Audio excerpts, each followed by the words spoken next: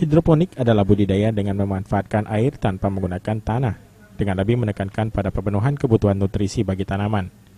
Kebutuhan air pada hidroponik ini lebih sedikit daripada kebutuhan air pada budidaya dengan tanah.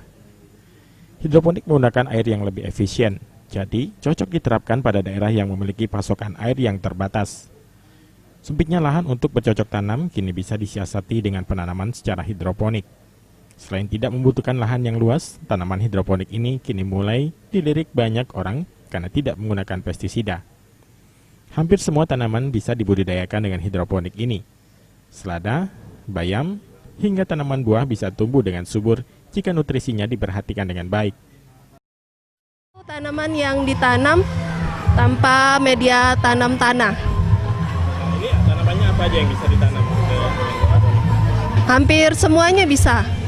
Jadi ada sayur kayak selada, bayam, kangkung, bayam merah, pakcoy, kailan, seluruhnya. Atau juga tanaman yang buah juga bisa. Yang harus diperhatikan untuk tanaman hidroponik ini adalah saat mulai penyemaian, karena akan berpengaruh terhadap kualitas sayur dan buah yang ditanam. Sayur hasil dari hidroponik ini sudah banyak dijual di mal-mal yang ada di kota Palembang. Aprianto, PAL TV.